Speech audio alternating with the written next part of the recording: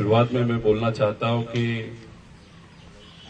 ये जो इन्वेस्टिगेशन सरकार के माध्यम से हो रहा है, उनके एजेंसी के माध्यम से हो रहा है, उसी के साथ महाराष्ट्र के लोगों के मन में बहुत सारे प्रश्न हैं और बहुत सारे हितचिंतक, उसी के साथ जो लोग अपने बल पे इन्वेस्टिगेशन कर रहे हैं, उनके माध्यम से हमको जो जो इन्फॉर्मेशन वहां पे मिली, उस इन्फॉर्मेशन के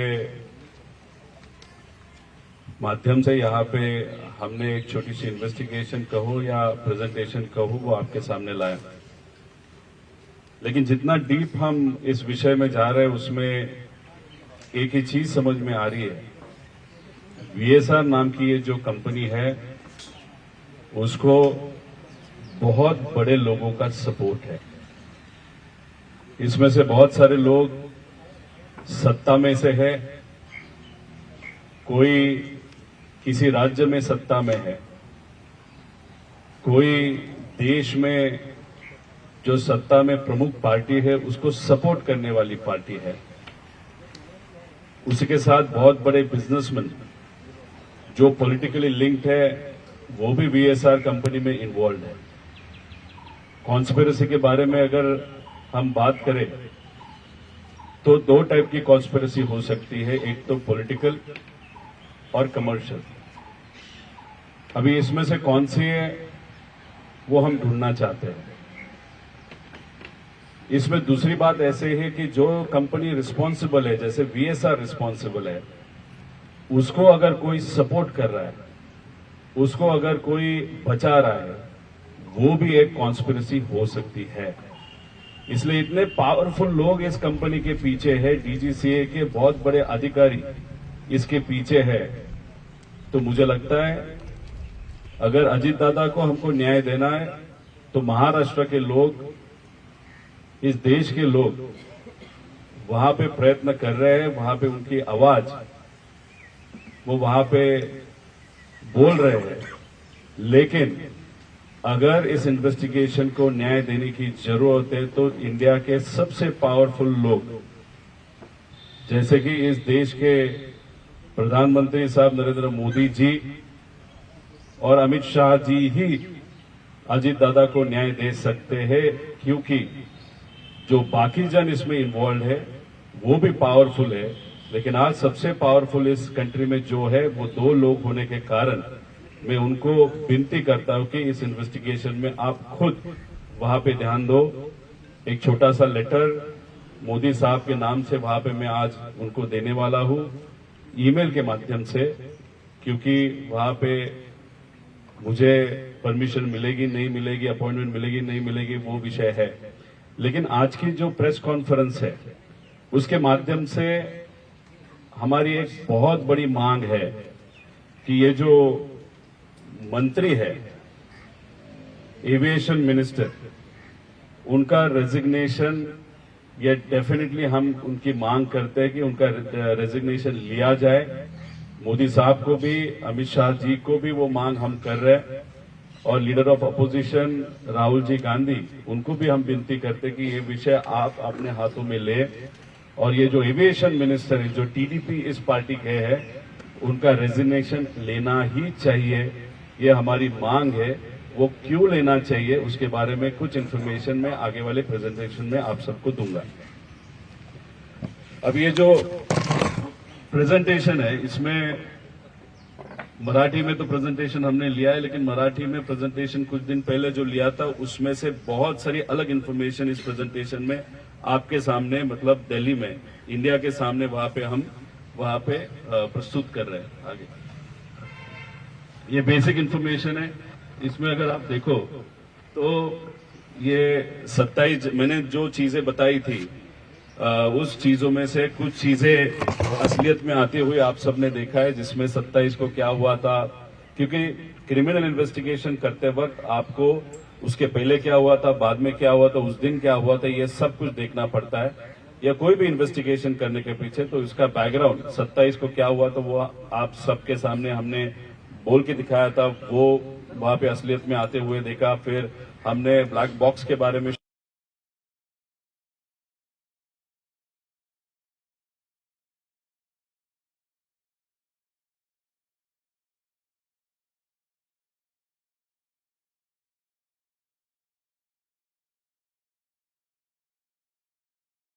के ऊपर प्रेशर डालने के बाद उसके माध्यम से या ब्लैकमेल करने के बाद उसने कुछ किया होगा। तो अभी जो अहमदाबाद में क्रैश हुआ उसमें भी कुछ इन्वेस्टिगेशन रिपोर्ट्स जो बाहर की कुछ एजेंसी या कंट्रीज ने वहां पे प्रेजेंट किए उसमें भी ऐसे दिखा है कि शायद पायलट का कुछ हाथ हो सकता है। तो ये जो चीजें आज तक हमने बताई है उसके प्रूफ है, उसका कुछ एनालिसिस है, उसके कुछ डॉक्यूमेंट्स हमारे पास है। उसके साथ हमने ये बताया था कि वीएसआर ये जो कंपनी जो फ्लाइट चलाती है उसमें बहुत सारे इश्यूज है, मैकेनिकल है, मेंटेनेंस वाले इश्यूज है, पायलट के इश्यूज है, और उसके कारण भी ये एक्सीडेंट हुआ होगा या उसके पीछे कोई है वो ढूंढने की आज जरूरत है। तो ये सब बेसिक डिटेल्स है।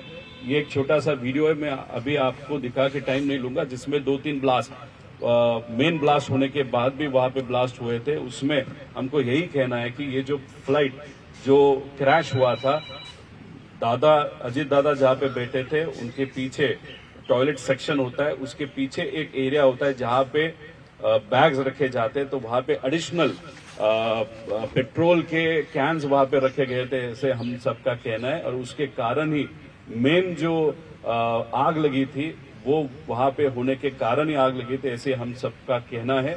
तो ये चीज इन्वेस्टिगेशन करने की वहां पे जरूरत है। और दूसरी बात, इस प्लेन में अननेसेसरीली ये जो तेल होता है या पेट्रोल होता है वो ज्यादा भरा था, क्योंकि वो आगे जाके अगर हैदराबाद जा रहे थे या जो दूसरा उनका लैंडिंग स्ट्रिप था वहां पे वो जाने वाले थे, वहां पे भी वो फिल कर सकते थे। लेकिन मुंबई से जब निकले थे तभी उन्होंने इतना पेट्रोल भरा था कि क्यों भरा था, ऐसा हमारा प्रश्न है कि कुछ ये प्लान ही था, प्री प्लान ही था। ये मुद्दा इसके माध्यम से हमने यहाँ पे प्रस्तुत किया।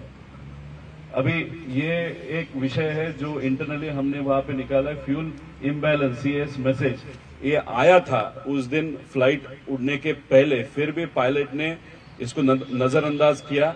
अभी ये नो गो होता है, ये अगर मैसेज प्लेन देता है तो आप फ्लाइट को उड़ा ही नहीं सकते। एक तो जो वहां का विजिबिलिटी था वो तो इम्पोर्टेंट विषय है, वो कम होते हुए भी ये फ्लाइट उड़ाया गया। और दूसरी बात, ये वहां पे मैसेज आया था, इसे हम सबको पता चला, इसके इन्वेस्टिगेशन करने की जरूरत है आगे।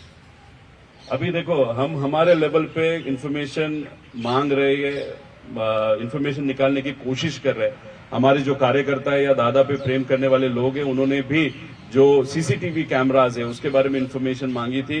अनफॉर्चुनेटली वो इंफॉर्मेशन वहां पे दी नहीं गई। मतलब इन्वेस्टिगेशन जो कर रहे हैं उनके पास है कि नहीं वो नहीं मालूम। सीआईडी काम कर रही है, लेकिन सीआईडी ने अभी तक एक भी रिपोर्ट वहां पे नहीं दिया। लेकिन जो लोग मांग रहे हैं वो भी इंफॉर्मेशन अभी सरकार के माध्यम से आरटीआई या जो भी है वहां पे नहीं मिल रही।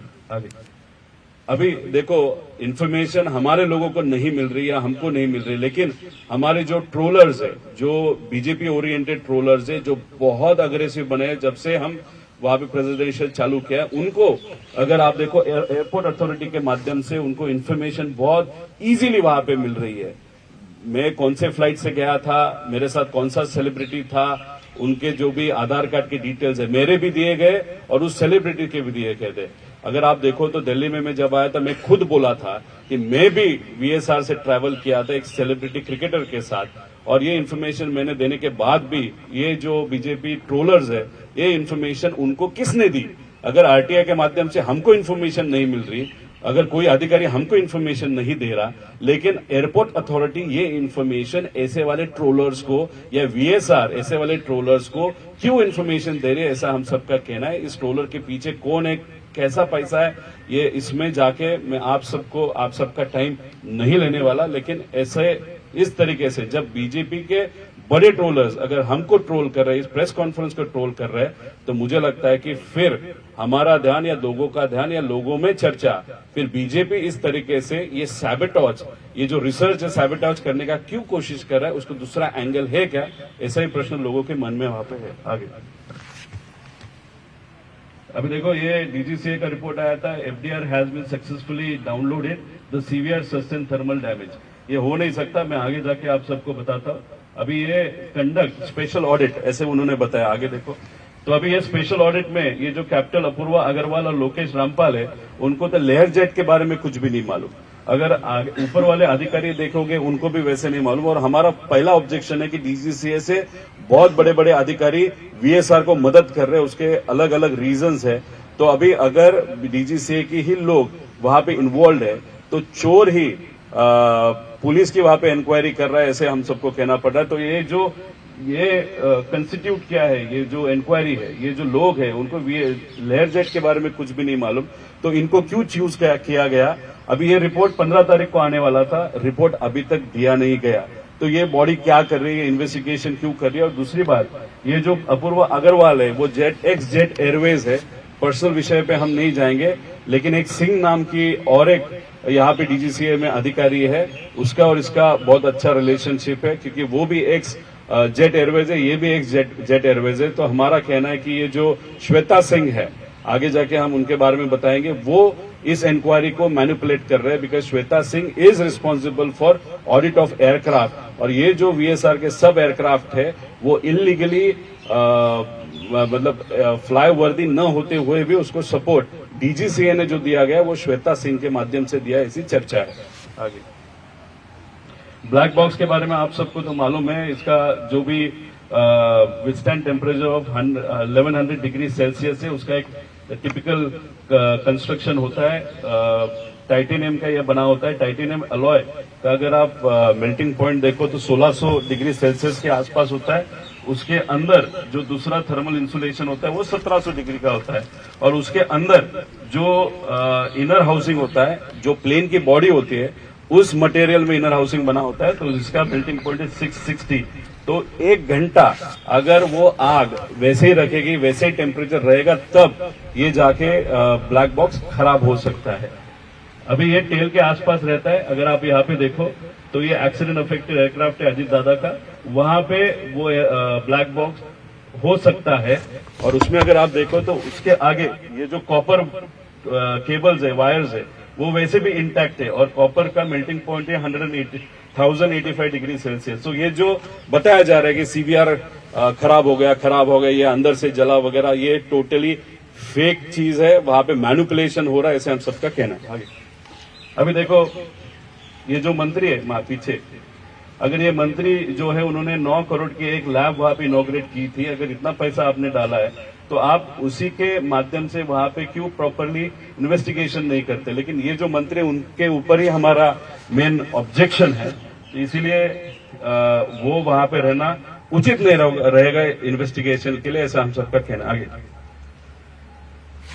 अभी देखो, यहाँ पे और एक इंश्योरेंस का एंगल है, जहां पे 35 करोड़ की इसकी प्राइस है। वो कहां से लिया, एयरक्राफ्ट वगैरह हम बहुत बात कर सकते हैं। एक पर्सनल इन्वेस्टर गुजरात के थे, उन्होंने वो लिया था, उनका और इस इन्वेस्टिगेशन से कोई लेना देना नहीं है। उन्होंने ये वीएसआर को वहां पे बेचा, 35 करोड़ को वो बेचा गया था।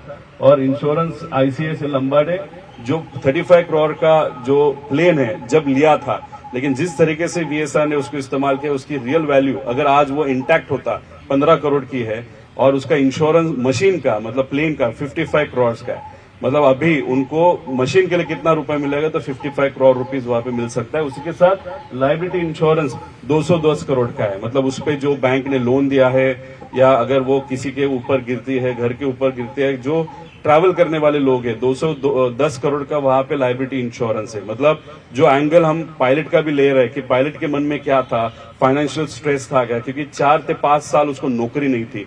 जब जेट एयरवेज में ये कपूर पायलट थे, उनको 10-12 लाख महीने का पगार था।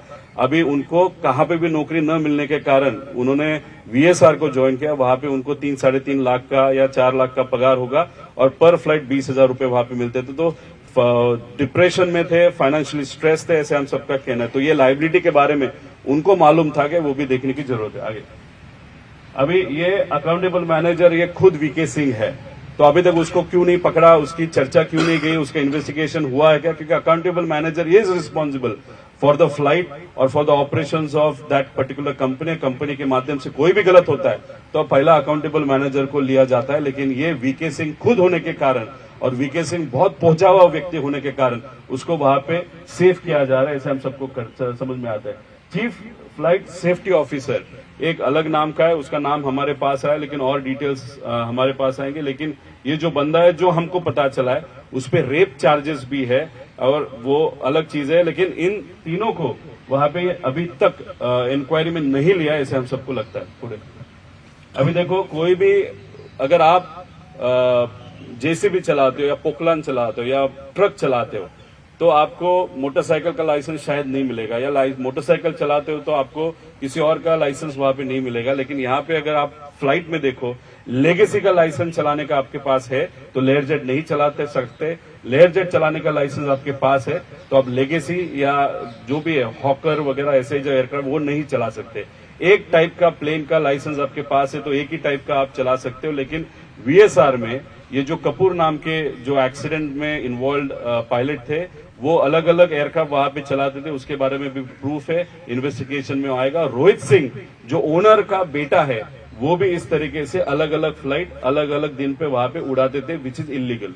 आगे अभी ये ब्रेथ एनालाइजर होता है तो इसका बीए रिपोर्ट, जो भी आज तक फ्लाइट वीएसआर के हुए, बहुत सारे फ्लाइट के लिए आपको वहां पे वो बीए रिपोर्ट्स नहीं मिलेंगे। खास करके कपूर के लिए नहीं मिलेंगे, रोहित सिंह के लिए नहीं मिलेंगे, और इनका जो सेफ्टी ऑफिसर या जो भी है वो गोपाल या कोई, उसके लिए नहीं मिलेंगे। ये पूरा मैनिपुलेशन होता था। इस तरीके का एक वीडियो निकालना पड़ता है जिसमें ब्लो करना पड़ता है और उस पर आगे आता है कि 0% अल्कोहल। लेकिन ये जो मॉडल है, ये मॉडल का ड्रॉबैक ऐसा है, सिर्फ वीएसआर ये मॉडल इस्तेमाल करता है, इसमें डेट भी चेंज की जा सकती है। इसीलिए जो रिपोर्ट उस दिन मेल किया है उसी को गृहीत धरना चाहिए। अगर बैकडेटेड रिपोर्ट को अगर वो मैनिपुलेशन, बिकॉज इतना दिन इन्वेस्टिगेशन के लिए जा रहा है तो मैनिपुलेशन बहुत बड़े लेवल तक वहां पे हो सकता है, ऐसे हम सबका कहना है। और दूसरी बात, इरेगुलरिटीज, मतलब एक कैबिन क्रू, मतलब ये जो हमारी माली मैडम थी वो कैबिन क्रू ही थी, लेकिन उनको शायद बताया नहीं गया था कि उनका ट्रेनिंग नहीं है, उनका लाइसेंस नहीं था, इसीलिए बहुत बार उनको वहां पे पैसेंजर के नाम पे वहां पे दिखाया गया था। और ये सिर्फ उनकी बारे में नहीं होता था, बहुत जन के बारे में होता था, इसलिए वो भी मैनिपुलेशन वहां पे होता था। और मिसकंडक्ट विद फीमेल पायलट्स भी वहां पे हुआ है। और हमने बताया था कि हमारे पास एक प्रूफ है, तो अगर ये रेजिग्नेशन एक महिला पायलट का है, उसमें क्या लिखा है आप थोड़ा सा देख लो। ऐसे बहुत सारे पायलट ने मास रेजिग्नेशन देने की भी कोशिश की थी, लेकिन डीजीसी हाथ में होने के कारण ये जो पायलट होते हैं आगे जाके जिस कंपनी में जाते हैं वहां पे उनको तकलीफ जानबूझ के दी जाती है, ऐसे हम सबको पता चला है। कौन सा? नहीं, कुछ आई थिंक उसको विल सेंड द पीडीएफ। इसमें कुछ उनको हैरेसमेंट होती थी, वो उन्होंने रीजन दिया है। दूसरी बात, उनको फुल एंड फाइनल और सर्टिफिकेट, लिविंग सर्टिफिकेट की तरह कुछ होता है, वो देने के लिए जानबूझ के तकलीफ दी थी, क्योंकि इनका कहना था, उन्होंने अंदर ही अंदर में उनका जो पायलट का एक ग्रुप था वहां पे उन्होंने बोला था इस मैडम ने कि इतना सेफ्टी प्रॉब्लम है, ये कोई भी फ्लाइट कभी भी गिर सकता है, तो हमारी लाइफ प्रॉब्लम में आ सकती है। इसलिए वो विषय लेने के बाद इनको बहुत तकलीफ दी, फिर उसके बाद हैरेसमेंट भी हुआ, वो चीज उन्होंने वहां पे लिखी है। मिसकंडक्ट पीछे कैप्टन कार्लोस करके एक वेनेजुएला का पायलट है, राजस्थान में, वहां पे एक कोई बहुत बड़े बिजनेसमैन है, उनकी फ्लाइट वो चलाते हैं, पैसेंजर के नाम पे ये बंदा फ्लाइट में जाता है और फ्लाइट चलाता है, उसके प्रूफ बहुत सारे हैं। मतलब ये बताना चाहते हो वीएसआर किस गलत तरीके से वहां पे चलाई जाती है। Irregular passenger manifesto, weather report, flight plans, weather reports filled by a single individual, मतलब एक घर में एक जगह पे बैठे बैठे वो सब मैनिपुलेशन वहां पे होता है। मतलब ये वीएसआर के जो डीजीसीए के नॉर्म्स है उसको बाईपास करने का विषय। आगे ये सब पुरावे है, इसमें ये भी प्रूफ है कि ये जो पायलट होता है उनको 12 घंटे की वहां पे रेस्ट दी जाती है, लेकिन अगर उसने 12 घंटे के आगे फ्लाइंग किया होगा तो डीजीसीए को ऑनलाइन बताना पड़ता है, लेकिन डीजीसीए को ये कंपनी नहीं बताती थी, ऐसे ही सब कुछ आग बंद करके वहां पे चलाता था। ये इंटरनल रिपोर्ट है। आगे अभी देखो, वीके सिंह को कैप्टन कशरू नाम के एक डीजीसीए के अधिकारी है, उन्होंने एक ड्राफ्ट भेजा था, उन्होंने कंप्लेन भेजी थी कि जिस तरीके से आपकी कंपनी में कुछ चीजें हो रही है वो गलत है, और वो कैप्टन वीके सिंह जो कंपनी का मालिक है उसने उसके ग्रुप पे वहां पे वो डाला था। आगे लोग इसमें क्या बताया कि ये जो रिपोर्ट्स है, ये रिपोर्ट सिंगल डॉक्यूमेंट, एसओपी कोई भी नहीं है। उसी के साथ अगर आप देखो, कोई गेम में से एक रिपोर्ट डाउनलोड किया जाता है, वो फिल करके दिया जाता है। मतलब इतना कैजुअल अप्रोच है। मतलब ये रियल प्लेन चला रहे थे या वीडियो गेम चला रहे थे, क्योंकि इस तरीके का ये पूरा अगर आप लिखित देखो तो उस ग्रुप में वहां पे वो डीजीसीए का अधिकारी है, उसने वहां पे लिखा है कि ये गलत तरीके से आप चला रहे हो और ये चीजें अच्छी नहीं है सेफ्टी के एंगल से। तो ये इंटरनल उनका जो कुशो अधिकारी है उन्होंने वो भेजा हुआ रिपोर्ट है जो आपके सामने हमने वहां पे लाई है। मतलब कुछ अच्छे अधिकारी जो वीएसआर के खिलाफ जाना चाहते थे, लेकिन कुछ मेन अधिकारियों ने शायद उनका आवाज दबा दिया था, ऐसे हम सब कह सकते हैं। आगे अभी ये विषय है दिल्ली का क्रिकेटर कौन है मैं नहीं बताऊंगा, लेकिन हमको जो पता चला है, जब एक बार वीएसआर के प्लेन में वो बैठा था, टैक्सिंग करते वक्त इंजन गिरा था या रिवर्सर ऑफ द इंजन का कुछ डैमेज हुआ था। उसके बाद वो बहुत फेमस क्रिकेटर है, तो वो कभी भी वीएसआर में उसके बाद बैठा नहीं। उसने वीएसआर को वहां पे ब्लैकलिस्ट किया। ये अंदर की बात है, नाम नहीं बता सकता, लेकिन ये जब भी इन्वेस्टिगेशन हो जाएगा आप सबको पता चलेगा। अभी इतना सारी चीजें चल रही है, तो वीएसआर का धंधा चल रहा है, तो वीएसआर का धंधा चल रहा है। ये कल परसों के फ्लाइट प्लान्स है, उसका धंधा अच्छा चल रहा है। अभी उसमें कौन फ्लाई कर रहा है, क्यों फ्लाई कर रहा है, वो मैं नहीं बता सकता। मतलब कहां पे भी वीएसआर को डर नहीं लगता, वीके सिंह को डर नहीं लगता। क्यों? क्योंकि उसके पीछे बहुत बड़ी ताकत है, वो आगे जाके आप सबको बताऊंगा। अभी इनको रेड कारपेट डीजीसीए के माध्यम से मिलेगा, ऐसा प्रश्न वहां पे हम सबको मिलता है। वो अधिकारी के कारण हो सकता है या मंत्री के कारण हो सकता है। अभी देखो, ये जो रिपोर्ट आप सबके सामने आते हैं तो लेयरजेट 45 होता है, लेकिन ये मॉडल लेयरजेट 45 नहीं है, ये लेयरजेट 45 XR है। लेकिन मतलब ये मुझे तो समझ में नहीं आता, पीआईबी का माध्यम से ये रिपोर्ट हमारे पास आए, डीजीसी हमको दे रही है, लेकिन वो अगर मॉडल ही प्रॉपरली लिख नहीं पा रहे, उनको मॉडल कौन सा वो भी नहीं मालूम, तो इन्वेस्टिगेशन किस टाइप का वो वहां पे कर रहे हैं। ये यूएस में उनका ये this is 45 and this is Learjet 45 XR, ये उन्हीं के वेबसाइट पे है। आगे अभी देखो, यहाँ पे जो कशी सी डेट है, एक रजिस्ट्रेशन किए और ये एयर वर्दीनेस का ये है। मतलब यहाँ पे अगर आप देखो तो रजिस्ट्रेशन का 22 को है और एयर वर्दीनेस का 21 को है। मतलब यहाँ पे अगर आप देखो तो यहाँ पे टोटली सीक्वेंस गलत हो गया, उसका प्रूफ यहाँ पे हमने दे दिया। एयर वर्दीनेस जो है वो बाद में आता है, रजिस्ट्रेशन पहला आता है।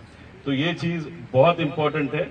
मतलब यहाँ पे अगर आप देखो तो डिलीवरी पहली हुई बच्चे की और फिर बाद में औरत वहां पे प्रेग्नेंट हुई। ऐसे अगर आप बोलो लाइट वर्ड्स में अगर बताना है तो इस चीज में ऐसे दिखता है। मतलब यहाँ पे डॉक्यूमेंटेशन में ही बहुत बड़ा एरर है। आगे और इंजन का जो लाइफ होता है 5000 आवर्स का होता है। अगर यहाँ पे देखो तो अजीत दादा का जो एक्सीडेंट हुआ था तब इसमें सिर्फ 85 घंटे वहां पे बाकी थे। अगर मैं भी जब भी फ्लाइट करता हूं तो 400-500 मिनिमम वहां पे आवर्स रहने चाहिए रीऑयलिंग के लिए। वहां पे एयर वर्क जो ये कंपनी एरो वो भी जिम्मेदार है, वीएसआर भी जिम्मेदार है और गवर्नमेंट के जो अधिकारी वो भी इसमें जिम्मेदार है। और दूसरी बात, अगर ये हनीवेल को डायरेक्ट पूछा जाएगा तो वो बताएंगे कि इसकी लाइफ शायद 8000 के भी आगे, क्योंकि उस तरीके का मैनिपुलेशन ऑफ वर्किंग आवर्स ये वीएसआर करती थी। आगे अब ये देखो, ये जलने के बाद एक नंबर आगे आया, उसमें कलर किया था, वो भी प्रॉपरली नहीं किया था, वो है N80PQ। ये हमारे यूएस के कॉन्टैक्ट से हमने इन्फॉर्मेशन निकाली। ये यूएस से, ये जो एयरक्राफ्ट है यूएस से वहां पे लिया गया था और ये यूएस में रजिस्टर्ड था। फिर इंडिया में आने के बाद ये यहाँ पे वीएसआर इस्तेमाल कर रहा था। आगे अब ये सप्लीमेंटेड टाइप सर्टिफिकेट, मतलब अगर कोई भी प्लेन यहाँ पे इंडिया में रजिस्टर करना है, डीजीसीए के लिस्ट में कुछ डिटेल्स होते हैं, उसके हिसाब से ही अगर उस मशीन में पार्ट्स होंगे, इक्विपमेंट्स होंगे तो ही वो परमिशन देती इंडिया में रजिस्टर होने का। तो अगर आप स्पेशल टाइप सर्टिफिकेट आगे लो। अभी यहाँ पे जो जिसके बारे में हम बात कर रहे हैं सीवीआर, वो फ्लाइट में सीवीआर की जो क्षमता थी it was only for 30 minutes. But अगर आप देखो गवर्नमेंट जो है डीजीसीए सिविल एविएशन की रिक्वायरमेंट इज 2 आवर्स। मतलब अगर प्लेन में सीवीआर 30 मिनट का ही है और आपका रूल बोलता है कि वो 2 घंटे का चाहिए, तो आपने फिर वो प्लेन रजिस्टर कैसे किया, ये हम सब जानना चाहते हैं। लेकिन ये 30 मिनट जो है वो एक्सीडेंट के 30 मिनट पहले, मतलब जो भी एंड वाला होता है या जो लेटेस्ट वाला होता है, इसलिए लास्ट 30 मिनट्स में क्या हुआ है सीवीआर के माध्यम से हमको पता ही चल सकता है। और ये जला वगैरह नहीं है, ये सिर्फ बात करने की बात है कि जला है या उसको इम्पैक्ट आया, क्योंकि उसमें से बहुत सारी चीजें आप सबके सामने आ सकती, जो ये शायद वीएसआर या वीएसआर के पीछे जो है वो उसको दबाना चाहते हैं। आगे अभी दूसरी बात, ये जो कनाडा के हमारे सोर्स से हमने जो इन्फॉर्मेशन वहां पे निकाली थी सप्लीमेंट टाइप फॉर ये जो एफडीआर, मतलब अभी एफडीआर की चर्चा चल रही है ब्लैक बॉक्स के अंदर, ये कनाडा की कंपनी है। तो unfortunately this company in India is not permitted. ये प्लेन में एफडीआर था, then also DGCA had approved this particular plane, और जिसको आपने परमिट ही नहीं किया था उसी लोगों को अभी आप बुला रहे हो, दैट इज L3 टेक्नोलॉजीज, और उनको बोल रहे हो कि अब इन्वेस्टिगेशन के लिए आप मदद करो। मतलब यहाँ पे डीजीसीए के माध्यम से ये प्लेन रजिस्टर ही इंडिया में नहीं होना चाहिए, लेकिन यहाँ पे किए जाते हैं। उसके पीछे जो लोग कहते हैं, श्वेता सिंह नाम की जो है, उन्हीं के साथ उनका जो पूरा टीम है, इस तरीके से गलत मशीन्स या प्लेन्स वहां पे इंडिया में रजिस्टर की जाती है, और उसका ये एग्जाम्पल है। आगे अभी इतना, अभी ये देखो, ये सुमित कपूर के बारे में आपको बहुत सारी चीजें बताई, वो मैं नहीं बताऊंगा। अभी ये साउथ वेस्ट एयरलाइन का जब एक्सीडेंट हुआ था, उसका जो प्रिलिमिनरी रिपोर्ट है वो 2 दिन में आया था। अभी तक हमारा रिपोर्ट, जो अजीत दादा का एक्सीडेंट वहां पे हुआ है, उसका रिपोर्ट अभी तक नहीं आया। अभी उसके पीछे क्या कारण है? उसके पीछे आप पेपर वर्क कर रहे हो, वीएसआर को बचाना चाहते हो, या इसमें डेफिनेटली कुछ पॉलिटिकल कॉन्स्पिरेसी है जिसके कारण ये इन्फॉर्मेशन आगे आना ही नहीं चाहिए, ये कोशिश कोई कर रहा है। इसलिए बहुत सारे लोग बोलते हैं रोहित पवार प्रेजेंटेशन क्यों लेता है, लेकिन आप जैसे मीडिया के लोगों के माध्यम से लोगों के मन में जो प्रश्न है वो यहाँ पे मैं प्रस्तुत कर रहा हूँ। और ये जो चीज है, 2 दिन में रिपोर्ट जो आ सकता है, 3 दिन में जो रिपोर्ट आ सकता है, उसके लिए अभी तक महीना होने आया, तब भी रिपोर्ट वहां पे अनफॉर्चुनेटली नहीं आया। उसी के साथ ब्लैक बॉक्स ढूंढने में 2 दिन लगे, वो ब्लैक बॉक्स बारामती में रखा गया, वो लेके जाने के लिए उनको 4-5 दिन लगे, और कमिटी वहां पे एस्टेब्लिश करने के लिए उनको 4 दिन लगे। मतलब ये एजेंसी के लोग, गवर्नमेंट में से कोई लोग, और ये वीएसआर के कारण जानबूझ के अजीत दादा का जो क्रैश का इंक्वायरी है वो आगे पुश करना चाहते हैं और उसमें मैनिपुलेशन करना चाहते हैं, ऐसे हम सबका कहना है। ये सब देखने के बाद ये श्वेता सिंह कौन है उसकी इन्फॉर्मेशन आप सब निकालो, आप सबको पता चलेगा इनके बारे में। एक तो महाराष्ट्र में ये नोन है, वेरी पावरफुल, इनके जो संबंध है वो बहुत पावरफुल लोगों के साथ है, उनकी पहचान बहुत पावरफुल लोगों के साथ है, इसलिए इनका कहना है इनको कोई हाथ नहीं लगा सकता। लेकिन जो भी जो एनवायरनमेंट होता है एविएशन इंडस्ट्री का, उनके साथ या जो भी इन्वॉल्व लोग हैं उनके साथ बात करने के बाद यही पता चलता है कि सबसे इम्पोर्टेंट व्यक्ति अगर डीजीसीए में कौन है तो ये व्यक्ति है, ऐसे कहा जाता है। उसका इंफॉर्मेशन और ये इन्वेस्टिगेशन में इनका इन्वॉल्वमेंट होना वो इस इन्वेस्टिगेशन के लिए उचित नहीं है, ऐसे हम सबका कहना है। अभी देखो ये वीएसआर कंपनी 16 में 10 करोड़ का रेवेन्यू था, 19 में 64 करोड़ का, 25 में 500 करोड़ के असेट वैल्यू है। और अभी ये जो विजय सिंह है, अभी ये कौन इतना बड़ा बनते हैं? रोहित सिंह का जब शादी था तब बीजेपी के बहुत सारे मुख्यमंत्री, एक्स एविएशन मिनिस्टर और बहुत सारे ऐसे लोग और कुछ कुछ दूसरे राज्यों के जो मेन मुख्यमंत्री है या पार्टी के प्रमुख है वो भी रोहित सिंह के शादी के लिए, जो शायद फरवरी 2025 में राजस्थान में हुआ था, उसके लिए वहां पे लोग गए थे। अभी रोहित सिंह कहाँ पे तो मजा मार रहा है, वो मायामी में है, यूएस में है, उसको कुछ फर्क नहीं पड़ा, उसको जाने भी दिया। वो डायरेक्टर है, उसको पकड़ा जा सकता था, उससे चर्चा की जा सकती थी, इंफॉर्मेशन निकाली जा सकती थी, लेकिन रोहित सिंह अभी वहां पे नहीं है। और उसी के साथ अगर आप देखो तो हमने रोहित सिंह के फोटो निकालने की कोशिश की। जब वीएसआर ये एक्सीडेंट होने के पहले रोहित सिंह के बहुत सारे फोटो आपको मिलते थे गूगल पे, लेकिन अभी रोहित सिंह के बारे में कोई भी फोटो आपको नहीं मिलेगा। अगर गूगल में से भी अगर फोटो निकालने की अगर टेक्नोलॉजी है तो वो गवर्नमेंट के पास है या प्राइवेट एजेंसी उसने लगाई, लेकिन वो फोटो क्यों निकाले? जब गलतियां होती है और आपके मन में होता है कि गलती हुई है या कुछ छुपाना है, तभी इतना हाई लेवल की इन्वेस्टिगेशन या जो भी एजेंसी उसका इस्तेमाल करके आप फोटोज वाइप आउट कर सकते हैं। लेकिन ये रोहित सिंह के बारे में वहां पे हुआ, ऐसे हम सबका कहना है। डीजीसीए इतना क्यों मदद कर रही है, उसी के साथ बिजनेस दुबई और अमेरिका में वहां पे शिफ्ट करने की कोशिश, वहां पे लेगेसी 600 VT CMR ये कौन इस्तेमाल करता है वो भी देखने की जरूरत है। आगे अभी देखो, ये जो पहली रिकैपिटा करके एक फाइनेंस एजेंसी है, उन्होंने सबसे पहले ये जो वीके सिंह है उसकी कंपनी को पैसा दिया था, लेकिन वीके सिंह की जो पहला विमान था वो 21 साल पुराना था, तो उसको फाइनेंसिंग करना उनको उचित नहीं लगा। तो फिर ये भोपाल बेस्ड एनबीएफसी को किसने सपोर्ट किया, तो दिलीप बिल्डकॉन लिमिटेड ने पहली बार सपोर्ट किया था। दिलीप बिल्डकॉन लिमिटेड ये जो कंपनी है, उसके सूर्यवंशी नाम के जो व्यक्ति है वो किसके पास में है, किसके दोस्त है, वो कौन से पार्टी का है, कितना पावरफुल है, ये चीजें आप सबको यहाँ पे सिर्फ आपको मैं पॉलिटिकल लिंक में वीके सिंह सिर्फ एक बंदा नहीं था, उसके पीछे बहुत बड़ी पावर थी। उसका पहला लोन ये रिकैपिटा कंपनी ने वहां पे दिया था, लेकिन गारंटी दिया था दिलीप बिल्डकॉन लिमिटेड। वो किसका फ्रेंड है वो देखने की वहां पे जरूरत है। आगे अब ये वेल्सपन नाम का जो ग्रुप है, इट इज एनबीएफसी नहीं है, लेकिन सिर्फ वीके सिंह को सपोर्ट करने के लिए उन्होंने एक रीस्ट्रक्चरिंग डील वहां पे की थी। उसका कुछ इंफॉर्मेशन वहां पे हम आप सबको दे रहे। आईसीडी भी एक का 51 करोड़ की वहां पे दी थी। तो ये जो चीजें हैं, और सिर्फ वीके सिंह के कंपनी को फंडिंग होने के लिए ये जो ग्रुप है, ये ग्रुप क्यों इतना सपोर्ट कर रहा है। आप एनबीएफसी नहीं हो, फिर भी आप एक रीस्ट्रक्चरिंग मॉडल वहां पे फाइनेंशियल स्ट्रक्चरिंग मॉडल निर्माण करते हुए वहां पे आप क्यों कर रहे हो। तो ये जो छोटे छोटे नेता जो गुजरात के हैं, उनके पास वाली ये कंपनी ऐसे हम सबको वहां पे लगता है छोटा नेता, बड़ा नेता नहीं। आगे अब ये सबसे बड़ा और इंपॉर्टेंट चीज है, why aviation ministry is defending ये वीएसआर। ये अग्रीमेंट की कॉपी है, बहुत बड़ी अग्रीमेंट है, उसके डिटेल्स वहां पे हमने नहीं डाले।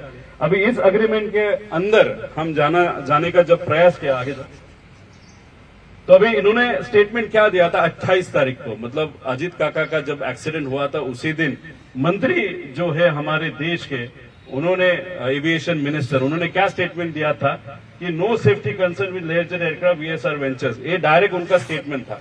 मतलब यहाँ पे हम इन्वेस्टिगेशन करके बात कर रहे हैं, या हमारे पे टीका जब होती तो बोलते आप थोड़ा इन्वेस्टिगेशन रिपोर्ट आने दो फिर बात करो, लेकिन यहाँ पे डायरेक्ट एविएशन मिनिस्टर से वहां पे कहा था कि यहाँ पे कुछ प्रॉब्लम नहीं है। वो वहां पे शायद कुछ नो मेजर सेफ्टी कंसर्न्स ऐसे उन्होंने वहां पे डायरेक्टली कहा। ऐसा क्यों कहा, क्योंकि एक क्वेश्चन हम सबको वहां पे लगता है। देखो, वीएसआर कंपनी से कोई लेना देना नहीं। जब मैंने यहाँ पे बंबई में दिल्ली में आके जब एक स्टेटमेंट किया था कि यहाँ पे aviation minister somehow not directly but through his parties leadership is involve with VSR, तब उन्होंने वहां पे वीएसआर कंपनी से कोई लेना देना नहीं, सूत्र के माध्यम से उन्होंने बताया था। अभी ये सूत्र कौन है वो देखने की जरूरत है। फिर हम डिटेल में वहां पे जाने के बाद आगे लोग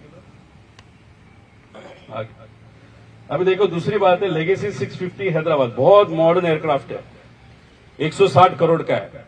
अभी इसकी डिटेल्स भी हमारे पास आया, अभी दुबई में उसका रजिस्ट्रेशन है, उसकी डिटेल्स हम देंगे वो किसका है वगैरह, लेकिन हम इतना डिटेल में नहीं जाना चाहते। जिसका भी है उसको कहना इतना ही है, आप कैसे खरीदा, किधर से पैसा लाया, किसके नाम पे, कुछ लेना देना नहीं हमको।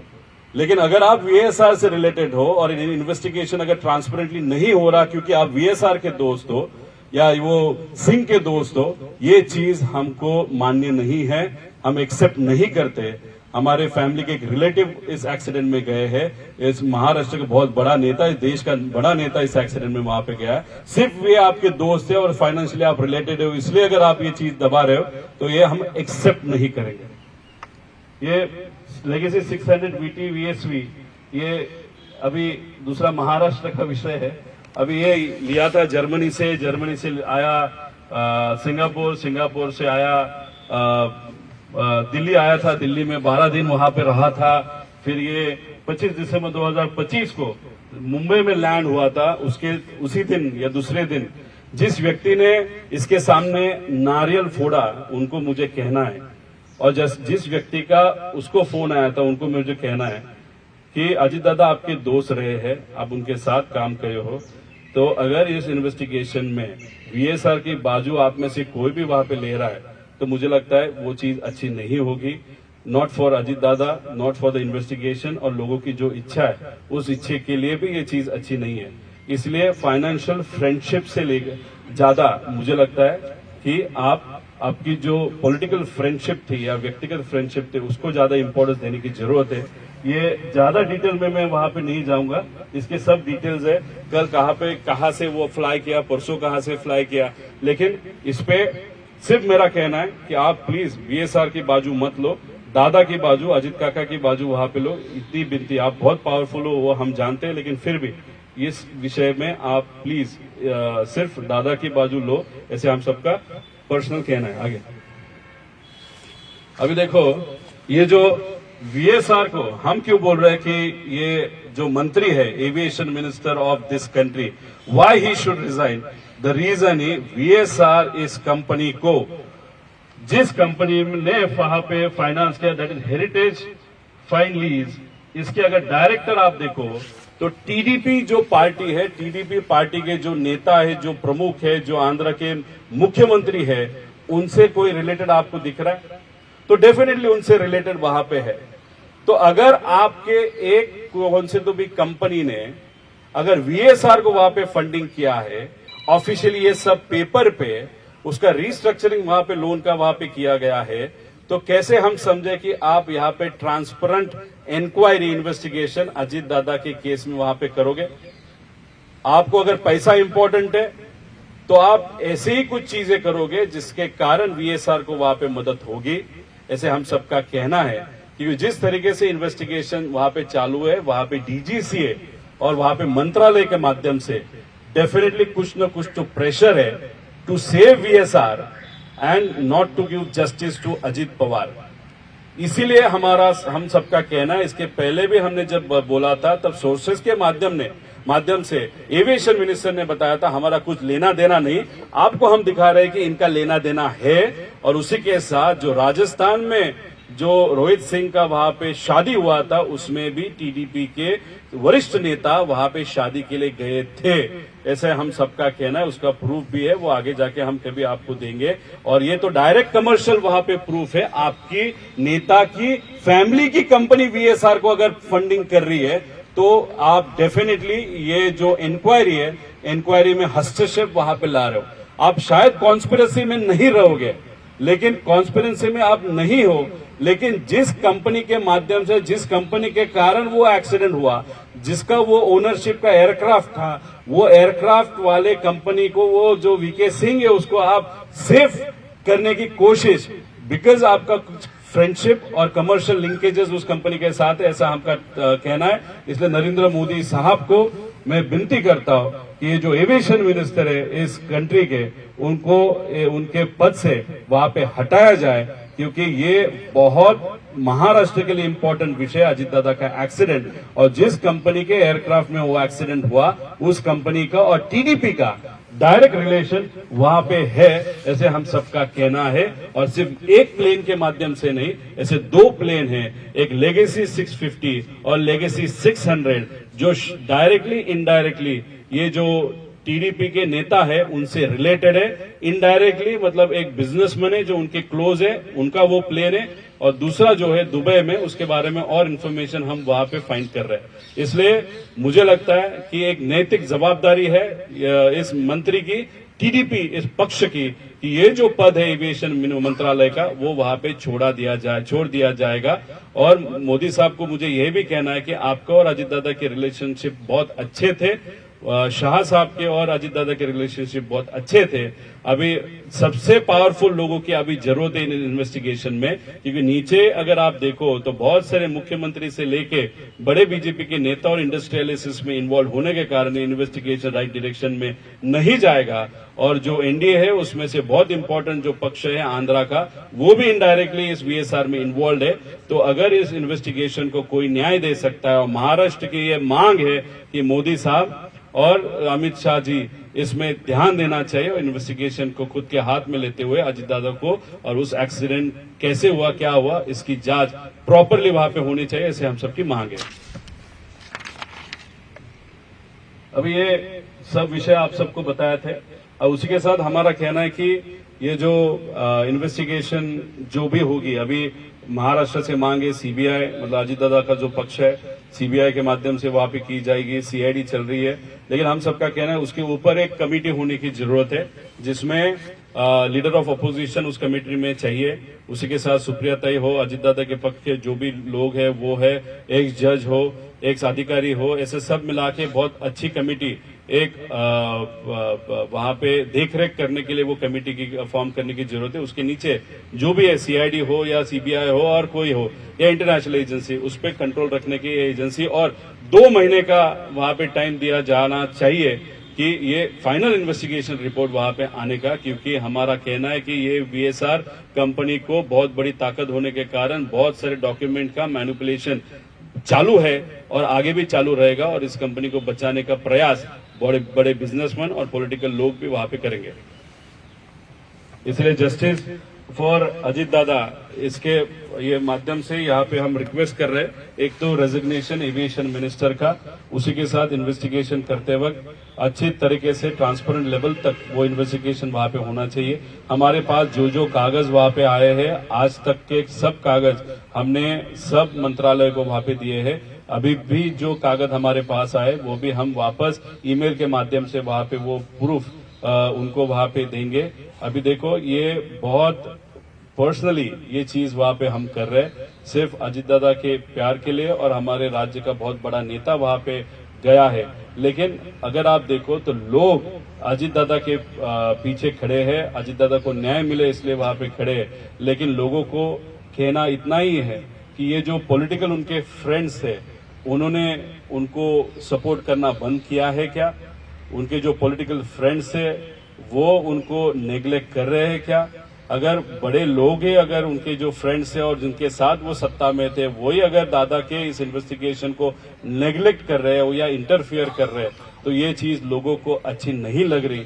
इसलिए महाराष्ट्र के लोगों के माध्यम से मैं विनती करता हूं पीएम साहब को, एचएम साहब इंडिया के, कि आप ये इन्वेस्टिगेशन में वहां पे ध्यान दो। ये महाराष्ट्र के लोगों की वहां पे मांग है, और आगे 28 से 29 तारीख को शायद प्रीलिमिनरी रिपोर्ट आएगा, ऐसे हम सबको पता चला है।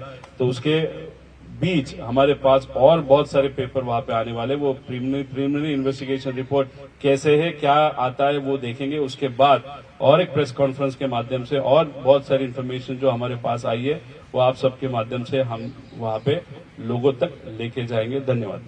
आपने जो अभी बीएसएन मिनिस्टर के रेजिग्नेशन की बात कही और जो बातें आपने प्रेस कॉन्फ्रेंस में कही, क्या ये चीजें शरद पवार साहब अप्रूव करते हैं? क्या उनको ये सारी चीजों की जानकारी है कि आप ये सब कर रहे हैं? देखो हमारे पार्टी में जो चीज सच है, जिसके डॉक्यूमेंटेशन है, अगर आप बहुत अच्छी तरीके से रिसर्च करके एक हद विषय आगे लेके जा रहे हो तो वो फ्लेक्सिबिलिटी और वो अथॉरिटी हम सबको वहां पे हमारे पार्टी ने वहां पे दी है। अगर देखो यहाँ पे जो दिल्ली में प्रेस कॉन्फ्रेंस हम ले रहे हैं वो सुप्रिया सुले और पवार साहब के घर पे ही वहां पे प्रेस कॉन्फ्रेंस ले रहे हैं। इससे आप जो समझना है वहां पे समझ लो, लेकिन एक विषय अगर एक व्यक्ति वहां पे ले रहा है तो उस विषय में और बहुत सारे लोग आके कंफ्यूजन न क्रिएट करे, इसलिए वहां पे मैं ही अकेला इस विषय को आगे लेके जा रहे हैं। बाकी पॉलिटिकल विषय जो है वो हमारे जो सुप्रिया ताई हो और जो अलग सब इम्पोर्टेंट नेता है उस पॉलिटिकल विषय पे वहां पे वो ध्यान दे रहे हैं। लोगों का क्या कहना है, हमारा क्या कहना है, आज तक जो भी इन्वेस्टिगेशन हमने जो की है उसके बारे में जो भी प्रेस के माध्यम से बताना है वो सिर्फ मैं और मैं ही वहां पे कर रहा हूँ। आपकी जान को खतरा है ऐसा कहा जा रहा है? देखो इतना बड़ा विषय, इतने बड़े लोग इस वीएसआर कंपनी में इन्वॉल्व है, तो लोगों के मन में अभी शंका वहां पे निर्माण होने लगी कि मेरे जान को या मुझे कुछ खतरा है। अगर आप मेरे बारे में बात करो तो मैं किसी से नहीं डरता, लेकिन मेरी जो फैमिली है, ताई ने कही है ये बात, ताई है, फैमिली तो ताई भी है, मेरी वाइफ है, मेरे बच्चे हैं, मेरे इन लॉज है, मेरे पापा मम्मी है, मेरे कार्यकर्ता है, उन सबका कहना है कि आप ये सब चीजें क्यों कर रहे हो, किसके लिए कर रहे हो। मैंने उन्होंने कहा कि आपको डर लग रहा है, ये जायज है, लेकिन किसी को तो ये विषय लेके जाने की जरूरत है। अगर सभी शांत हो गए तो अजीत दादा को न्याय कैसे मिलेगा? महाराष्ट्र का बहुत बड़ा नेता ये आज हमारे बीच नहीं है, तो उनको न्याय देने के लिए कितना भी रिस्क हो तो वो तो उठानी पड़ेगी, किसी को तो लड़ना पड़ेगा। इसलिए लोगों के तरफ से वहां पे मैं यहाँ पे और मेरे साथ मेरी जो पूरी टीम है वो यहाँ पे लड़ रही है। अगर सरकार देखा गया है आप तो जैसे आप लोग लेंगे क्या, एक्सेप्ट करेंगे क्या? हाँ, अगर सरकार सिक्योरिटी दे रही है आपको, क्योंकि डिमांड भी हो गई है आपकी पार्टी की तरफ से कि सिक्योरिटी दी जाए।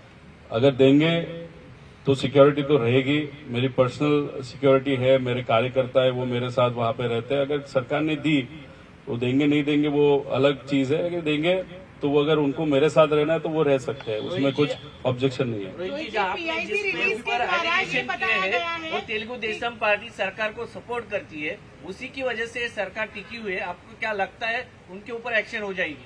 अभी देखो, महाराष्ट्र में अजित दादा की पार्टी बीजेपी को सपोर्ट कर रही है। उनका एक खासदार है वो भी सेंट्रल गवर्नमेंट में वहां पे सपोर्ट कर रहा है। लेकिन एक ऐसा दोस्त जो आपके साथ था, उसने उसके जो नेता थे शरद पवार जी, उनकी साथ छोड़ के अगर वो नेता अजित दादा आपके साथ आया था और उसमें आने के बाद आपने उसका स्वागत भी वहां पे किया, सपोर्ट भी वहां पे लिया, अभी वही व्यक्ति आज दुनिया में नहीं है। उनका एक्सीडेंट वहां पे हुआ है या कॉन्स्पिरेसी है, वो जानने की जैसे हमको इच्छा है, लोगों की इच्छा है, वैसे ही इच्छा मोदी साहब को, अमित शाह जी को या महाराष्ट्र में देवेंद्र फडणवीस साहब को भी होनी चाहिए, वो हो भी सकती है। इसलिए हम सबका कहना है कि पॉलिटिकल सपोर्ट ये टीडीपी का डेफिनेटली है, लेकिन आप पॉलिटिकल सपोर्ट के आगे फ्रेंडशिप को, दोस्ती को वहां पे छोड़ दोगे, या आप फ्रेंडशिप को हाथ में रखते हुए दुनिया को एक अलग मैसेज दोगे कि पॉलिटिक्स से ज्यादा फ्रेंडशिप भी हमको इम्पोर्टेंट है। अभी ये जो केंद्र के बीजेपी के सब नेता है, राज्य के नेता है, वो फ्रेंडशिप को चूज करते हैं या पॉलिटिक्स को चूज करते हैं, या दो अलग अलग जो नेता है वो कमर्शियल फ्रेंडशिप को चूज करते हैं, वो देखने की जरूरत है।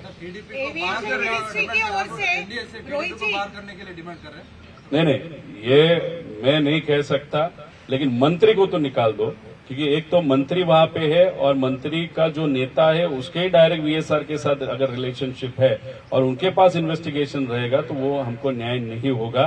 टीडीपी को निकालना है नहीं निकालना, वो कांग्रेस हमारे पक्ष के जो नेता है सदन में सुप्रिया थे, वो उसके बारे में ज्यादा प्रॉपरली बता सकते हैं। लेकिन ये नेता जो टीडीपी है, उनके पास ये एविएशन मिनिस्ट्री होना इस इन्वेस्टिगेशन होने तक is not appropriate, not good. और दूसरी बात, अगर एविएशन मिनिस्टर आप हो, ये इन्वेस्टिगेशन आप कर रहे हो, तो आपकी नैतिक जिम्मेदारी थी, आप लोगों को बताना चाहिए था कि हाँ हम इन्वेस्टिगेशन कर रहे हैं। लेकिन दूसरी बात, हमारे नेता की जो कंपनी है उसने भी वीएसआर को फाइनेंस किया, ये अगर चीज वो इन्वेस्टिगेशन चालू होने के 1-2 दिन पहले ही बताते तो वो उचित होता, लेकिन वो छिपाया। और उसके बाद जिस तरीके से वीएसआर की गलतियां होते हुए भी उनके ऊपर जो एक्शन नहीं ली जा रही, उनका धंधा बंद नहीं किया जाता, उसका बेटा मायामी में यूएस में वहां पे भेजा गया, ये सब देखने के बाद कहा न कहा तो भी बीजेपी के कुछ नेता और टीडीपी के नेता ये वीएसआर को बचाना चाहते हैं, ऐसा हम सबका कहना है। एविएशन मिनिस्ट्री की ओर से जो रिलीज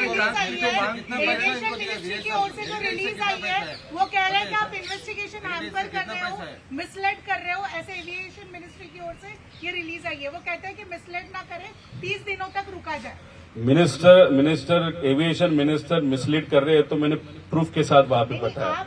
अरे वही तो बता रहा हूँ, यहाँ पे मैं तो आपको सिर्फ इन्फॉर्मेशन देते जा रहा हूँ, मैं यहाँ पे दे रहा हूँ और आप छुपा रहे हो। अभी एविएशन मिनिस्ट्री के माध्यम से जो बताया गया कि रोहित पवार मिसलीड कर रहा है, तो एविएशन मिनिस्ट्री ने भी मिसलीड किया ना। उनके नेता का फाइनेंशियल रिलेशनशिप वीएसआर कंपनी के साथ है, जिस वीएसआर कंपनी का प्लेन लेके वो जो एक्सीडेंट या कॉन्फ्रेंस के माध्यम से हमारा नेता वहां पे अनफॉर्चुनेटली हमारे साथ नहीं रहा। तो मैं जो दे रहा हूं, वो जो छुपा रहे, मैं दे रहा हूं, वो मदद कर रहा हूं, वो जो छुपा रहे वो वीएसआर को मदद कर रहे हैं, ऐसा हम सबका कहना है। सर, हेरिटेज से कितना पैसा वीएसआर कंपनी का आपने? अभी ये जो अग्रीमेंट है, उस अग्रीमेंट में शायद 15 से 23 करोड़ का विषय है, लेकिन वहां पे रुकता है ऐसे नहीं। कोई इंडस्ट्री मिनिस्टर है या कोई बिजनेसमैन भी है लोकल वहां पे राज्य का, उसका भी और वीएसआर का भी अलग तरीके से रिलेशनशिप है। लेगेसी 600 ये जो प्लेन है, वो प्लेन एक कोई इंडस्ट्रियलिस्ट है, बहुत टीडीपी के नेता जो चंद्रबाबू नायडू साहब है उनके पास वाला नेता, वो बिजनेसमैन है, उसके पास वो उसका मैं बाद में आपको बताता हूँ। तो उसका छोटा पोर्ट भी है शायद आंध्रा में, से हम सबको पता चला है। अभी वो है, उसके पास एक इंडिया का सबसे लेटेस्ट लेगेसी 650 अभी इंडिया में आने वाला है, जो दुबई में अभी वहां पे रखा है। तो वो भी टीडीपी से रिलेटेड है, ऐसे आप सबको पता चल रहा है। अगर आप इतना बड़ा पैसा, अगर आप दोस्त का पैसा लो, आपके फाइनेंस कंपनी का पैसा लो और आपका अलग तरीके से फंडिंग कैसे किया मालूम नहीं, उस सब का देखा तो 200 करोड़ के आगे ये विषय जा सकता है। तो नारियल फोड़ने वाला नेता एग्जैक्टली कौन था मुंबई में?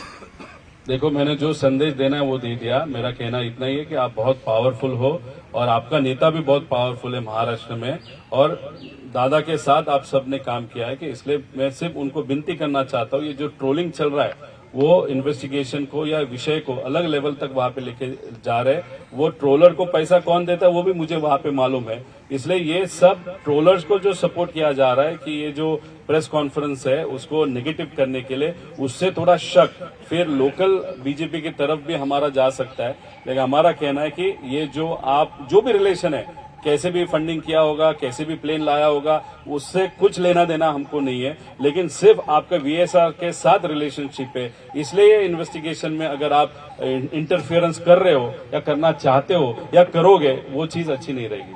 सीबीआई जांच की जो मांग की है, सीएम ने लेटर लिखा है, डीसीएम ने सीएम साहब को कैसे?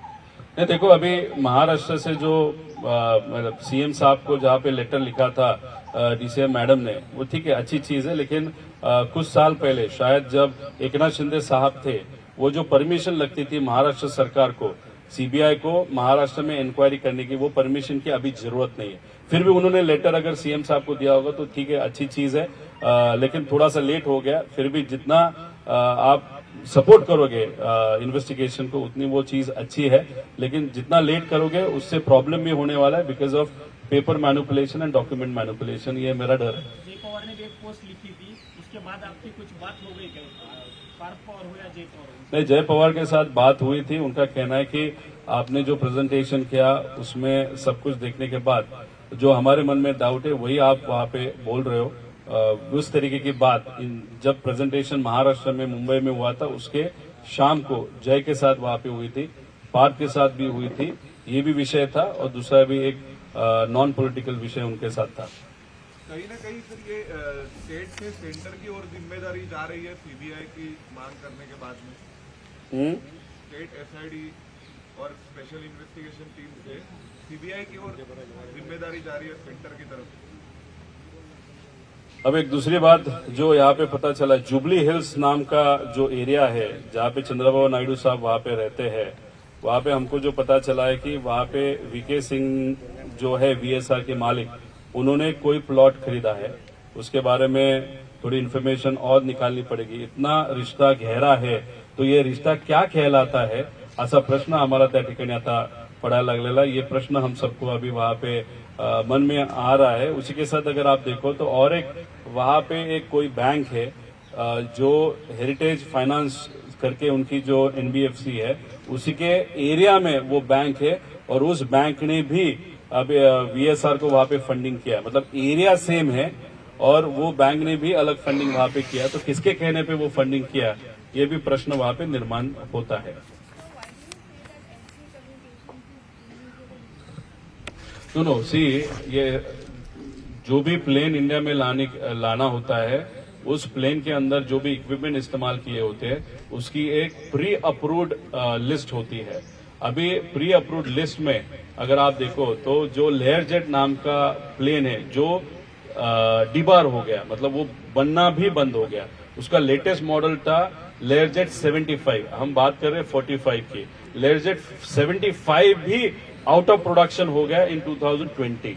अभी ये प्लेन बना था फॉर आर्मी, फॉर एयरफोर्स, लेकिन वहां पे वो चला नहीं, इसलिए थोड़ा बहुत चेंज करके, बहुत फास्ट प्लेन है, तो उसमें जो इक्विपमेंट इस्तेमाल किए हैं वो इंडिया में डीजीसीए की लिस्ट में वो रजिस्टर्ड नहीं है। तो अगर प्लेन वहां पे लाना है तो प्लेन का बॉडी, इंजन, उसी के साथ इक्विपमेंट्स, उसका अप्रूवल होना भी बहुत इंपॉर्टेंट होता है। जो लेयर जेट में इंस्ट्रूमेंट्स इस्तेमाल किए हैं वो हमारी डीजीसीए अप्रूव नहीं करती, उसकी लिस्ट में वो नहीं है। फिर भी हमारा कहना ये 6 लेयर जेट जो वीएसआर के पास है वो अगर एसटीसी यादी में है ही नहीं, वो जो चीजें हैं, फिर भी वो रजिस्टर कैसे हुए, ऐसे हम सबका कहना है। उसमें एफडीआर और सीबीआर, ये जो दो है, एक तो सीबीआर 30 मिनट का कैपेसिटी है लेयर जेट के अंदर इंडिया में बेसिक रिक्वायरमेंट है 2 घंटे की, फिर भी वो अप्रूव हुआ। और जो एफडीआर है वो उस कंपनी का अप्रूव नहीं है इंडिया में, फिर भी लेयर जेट के अंदर वो कंपनी का एफडीआर होते हुए भी वो अप्रूव हुआ। तो ये जो चीजें हैं उससे आपको पता चलता है कि डीजीसीए में बहुत बड़े लेवल तक मैनिपुलेशन वहां पे किया जाता है और इलीगल चीजें वहां पे इजीली की जाती है, जिसके कारण एक्सीडेंट हो सकते हैं। हमारा कहना है, हमारा नेता, हमारे अंकल वहां पे गुजर गए, वो हमारे पास नहीं रहे, लेकिन फिर भी इनका ऑपरेशन चालू है और उस ऑपरेशन के माध्यम से आगे जाके कोई अलग नेता या कोई अगर सेलिब्रिटी या बिजनेसमैन उनका एक्सीडेंट वहां पे हो तो उसके लिए जिम्मेदार कौन होगा, ऐसा प्रश्न वहां पे वो न हो। इसलिए हम सबका कहना है कि जब तक इन्वेस्टिगेशन पूरा नहीं होता, मेन रिपोर्ट नहीं आता, तब तक वीएसआर को आप उस कंपनी को ग्राउंड कर लो, क्योंकि पायलट जो अभी उड़ा रहे हैं उनकी भी सेफ्टी का विषय है। सर, आपकी ओर से कोई डेडलाइन है क्या रेजिग्नेशन को लेकर? रेजिग्नेशन को लेकर आपकी ओर से कोई डेडलाइन है क्या, जिसके बाद आप मतलब अपना और तीव्र रूप दिखाएंगे, ऐसा कुछ? नहीं, अभी हमारे नेता जो सुप्रिया ताई है, दूसरे जो है, उनके माध्यम से भी ये विषय हम आगे लेके जाएंगे। उसी के साथ राहुल गांधी जी है, उनको भी एक पत्र वहां पे हम लिखने का वहां पे सोच रहे। हम तो सिर्फ छोटे से एमएलए है, दिल्ली में राजनीति कैसे चलती है वो मुझे तो वहां पे नहीं मालूम, लेकिन हमारे जो प्रमुख नेता है उनके मार्गदर्शन में इसके बारे में वो मांग हम करेंगे। आगे 10 दिन में इसके बारे में उनकी तरफ से क्या एक्सप्लेनेशन आता है वो भी देखने की जरूरत है। अगर एक्सप्लेनेशन नहीं आया तो हमने जो प्रेजेंटेशन यहाँ पे किया वो उन्होंने एक्सेप्ट किया और उसके बाद भी वो चुप रहना चाहते हैं, उससे आप समझ लो क्या है। इसलिए 10-12 दिन में एक नैतिक जिम्मेदारी स्वीकारते वक्त उन्होंने रेजिग्नेशन देने की जरूरत है। रस्त्यावरची लढाई जर लढावी लागली तर तुम्ही रस्त्यावरती देखील उतराल। सध्या तुम्ही मुद्दे मांडत आहात, लोकांपर्यंत जात आहेत, आता लोकांच्या मनात देखील काही प्रश्न आहेत, गरज पडली तर रस्त्यावरची लढाई लागणार। आम्ही प्रायमरी रिपोर्टसाठी त्या ठिकाणी थांबलेलो आहे। प्रायमरी रिपोर्ट जेव्हा केव्हा येईल तो रिपोर्ट कसा असतो, त्याच्यामध्ये काय त्यांनी केलेलं आहे ते आम्ही थोडंसं तिथं बघू। मोघम जर रिपोर्ट असेल तर मग रस्त्यावर आल्याशिवाय राहणार नाही। पण एक गोष्ट आहे की कितीही दबाव आणला, वीएसआर तुमचे मित्र असले, तुमच्या स्वतःचा पैसा त्याच्यामध्ये लागला असला तरी लोकांची ताकद, इच्छेची ताकद आणि भावनेची ताकद ही खूप जास्त आहे, हे मात्र या सगळ्या लोकांना आम्ही तिथं दाखवून देऊ शकतो। पण याच्यात आम्हाला राजकारण करायचं नाही, म्हणून आतापर्यंत आम्ही फक्त शांत आहे। जे काय आम्हाला या इन्व्हेस्टिगेशनला मदत करतायत ते आम्ही देतोय। फक्त आम्ही जेव्हा माहिती मागायला जातोय तेव्हा आम्हाला कुठेही त्या एजन्सीमध्ये महत्व दिलं जात नाही। त्यामुळे सगळ्यात उत्तम मार्ग कुठला असेल तर मीडिया आहे। त्यामुळे तुमच्या माध्यमातून ज्या काय गोष्टी होऊ शकतात आणि व्हायला नाही पाहिजे आणि ज्या झाल्यात त्या आम्ही पारदर्शक पद्धतीने त्या ठिकाणी मांडतोय। सर, राजीनाम्याची मागणी फाइनेंस कंपनी है चंद्रबाबू सर, हमारा परिवार का है, इससे राममोहन नायडू को क्या लेना देना है? वो फंडिंग कर रहे बोल के आप बता रहे हैं। ये जो एविएशन मिनिस्टर है वो क्या खुद एविएशन मिनिस्टर बना है? क्या चंद्रबाबू नायडू साहब ने उनका नाम रिकमेंड किया होगा फिर वो मंत्री होंगे? चंद्रबाबू नायडू साहब ने वो बोला होगा ना कि इनको मंत्री बनाओ, या खुद आए और बोले कि मेरे को बनना है? ऐसा तो नहीं होता ना। जो उनके प्रमुख पार्टी के नेता है वो वहां पे बोलने के बाद ही ये मंत्री होते हैं। अभी प्रमुख नेता का फैमिली ही अगर वीएसआर के साथ बिजनेस कर रहा है, फंडिंग कर रहा है, तो डेफिनेटली मांग यही होगी ना कि वहां पे ये जो वीएसआर, ये जो मंत्री है, एक तो उन्होंने रेजिग्नेशन लेना चाहिए और अलग तरीके से इन्वेस्टिगेशन लेके अगर टीडीपी उनके वीएसआर के क्या रिलेशन है वो सीबीआई के माध्यम से यहाँ पे मांगनी होनी चाहिए। जो भी दूसरा पार्टी होगा आंध्रा से, उन्होंने अगर ये रिक्वेस्ट वहां पे की कि इसमें सखोल इंफॉर्मेशन आनी चाहिए, क्योंकि एक समझ लो आप, जो दूसरी पार्टी है उसके जो प्रमुख है उनके पिताजी के साथ भी एक एक्सीडेंट के माध्यम से जो हुआ है हम सब जानते हैं। तो उस विषय के बारे में वो डेफिनेटली भावनिक है। ये नेता या वो नेता, कोई भी नेता अगर एक्सीडेंट के माध्यम से वहां पे गुजर जाता है तो एक नैतिक जिम्मेदारी हर एक पक्ष की होती है, वो सत्ता में हो या ना हो, कि ये पारदर्शक पद्धति का इन्वेस्टिगेशन वहां पे होना चाहिए। वो मांगनी सब पक्ष जब करेंगे तब एक बड़ा प्रेशर इस सरकार के ऊपर आ सकता है, ऐसे लगता है। सर, आप सीधा उसी कंपनी के ऊपर कार्रवाई पूछ सकते हैं ना? हेरिटेज से पैसा है बोल रहे हैं अपने। पहला तो ये जो व्यक्ति है जो इन्वेस्टिगेशन हैंडल कर रहा है वो पहला रेजिग्नेशन वहां पे देना चाहिए। उसके बारे में क्या होता है देखेंगे। फिर अगर नहीं हुआ तो बहुत बड़ी इन्फॉर्मेशन हमको निकालनी पड़ेगी, जिसके कारण ये जो कंपनी, देखो कंपनी ने किसको फंडिंग किया उसको लेना देना नहीं है, वो किसी को भी कर सकता है। कल अगर आपको मोटरसाइकिल चाहिए, हेरिटेज आपको भी दे सकता है। लेकिन विषय क्या है कि आप जिसको फंडिंग कर रहे हो वो व्यक्ति भारत का बहुत बड़ा प्राइवेट प्लेन ऑपरेटर है और उसके प्राइवेट प्लेन ऑपरेटर के माध्यम से जिसके पास वो प्लेन था वो क्रैश होके एक बहुत बड़ा नेता गया है।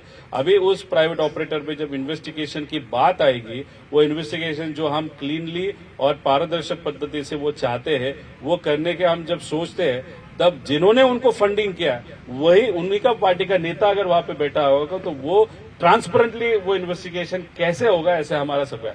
तो फंडिंग किसको किया उस पर हमारा ऑब्जेक्शन नहीं है, लेकिन फंडिंग नेता के फैमिली ने जिस कंपनी को किया उस कंपनी की गलती किया, वो गलती वो जो टीडीपी नेता है उसका जो एविएशन मिनिस्टर दिल्ली में बैठा है वो इन्वेस्टिगेशन खराब कर सकता है या नॉन ट्रांसपेरेंट बेसिस पे कर सकता है, इसलिए ऑब्जेक्शन हमारा इस मिनिस्टर पे है।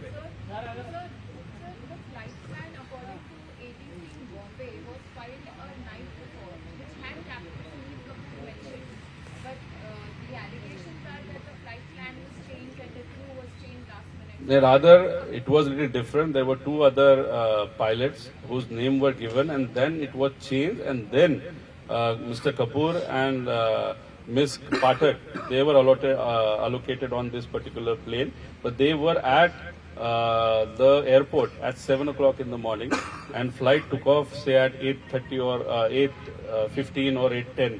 So what we feel is that there were some other pilots were allocated and they were changed. So our question is also why they were changed and why Mr. Kapoor was given the responsibility to fly this particular aircraft. And plus, there was no visibility. Still, he flew lot of, and plus we are asking for BA, breath analyzer report, which we are not getting. So there are a lot of conspiracies behind this Mr. Kapoor pilot and his background and plus this company.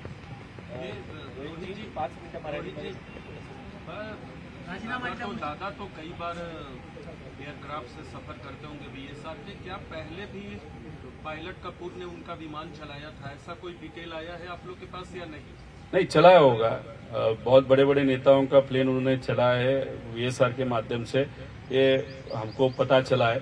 लेकिन उस दिन क्या हुआ, वो क्यों नहीं बोला, क्यों ऐसा प्रेशर था, क्या ऐसा प्रेशर था, और सीवीआर जो वॉइस रिकॉर्डिंग है वो ही खराब हो गए, ऐसा क्यों कहा जाता है? और जो चीजें हमने बोली थी कि ये हो सकती है, हमको डर लग रहा है, और वही चीजें इन्वेस्टिगेशन के माध्यम से ये मिल नहीं रहा, ये जल गया, ये डॉक्यूमेंट नहीं मिल रहा, रोहित सिंह बाहर गया, तो ये सब कुछ देखने के बाद हमारा जो कहना था कि ये कॉन्स्पिरेसी है, तो डेफिनेटली ये सब देखने के बाद हमको ये कॉन्स्पिरेसी ही लग रही है, लेकिन इसका इन्वेस्टिगेशन प्रॉपरली होना बहुत इंपॉर्टेंट है।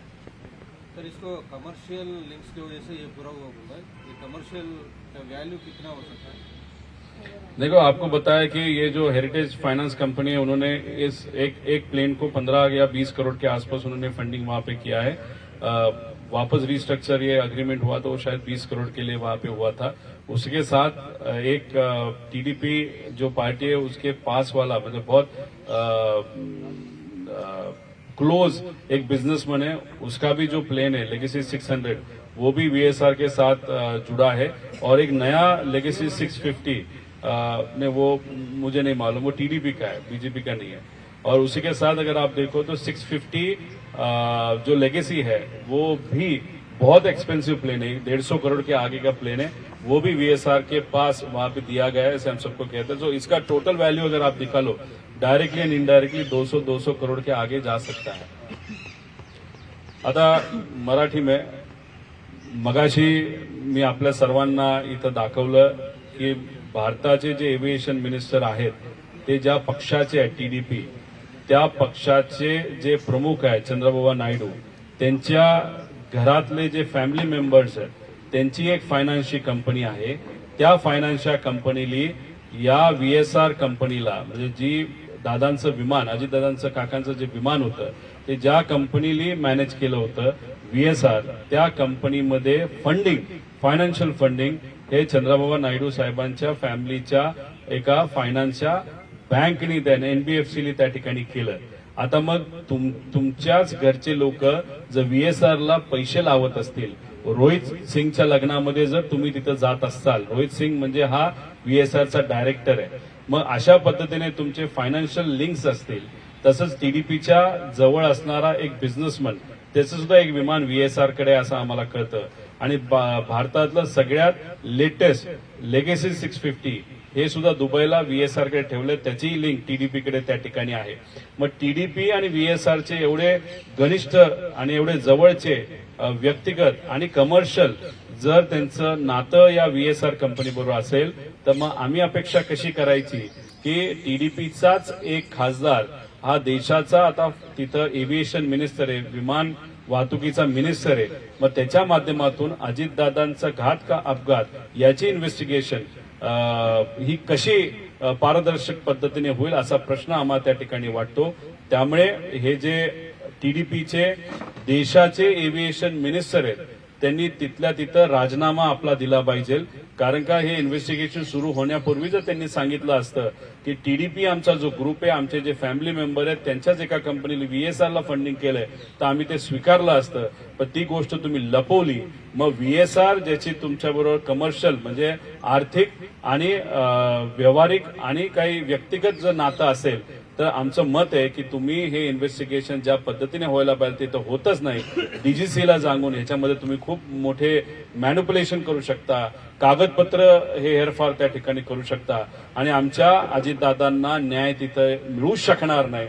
म्हणून आम्ही या मंत्र्याचा राजीनामा त्या ठिकाणी तिथं मागतो. आणि त्याच्याच बरोबर एवढे मोठे मोठे लोक, काही राज्यातले पण काही मोठे राजकारणामध्ये असणारे महाराष्ट्र राज्यातले काही राजकारणामधले लोक सुद्धा याच्यामध्ये काही प्रमाणात आहेत या VSR कंपनी बरोबर. त्याच्या आंध्राचे काही आहेत, गुजरातचे काय आहेत, मध्य प्रदेशचे काय आहेत. आणि हे इतके पॉवरफुल लोक आहेत जे बिझनेसमध्ये आहेत, नाही तर ते राजकारणामध्ये आहेत. मग एवढे पॉवरफुल लोक VSR या कंपनीच्या मागे जर असतील, तर मग दादांना न्याय कसा मिळेल हा प्रश्न निर्माण होतो. त्यामुळे आम्ही व्यक्तिगत नरेंद्र मोदी साहेबांना, जे या देशाचे पंतप्रधान आहेत, आणि अमित शाह साहेबांना विनंती करतो की तुम्हीच तुमच्या मित्राला म्हणजे अजितदादांना तिथे न्याय देऊ शकता.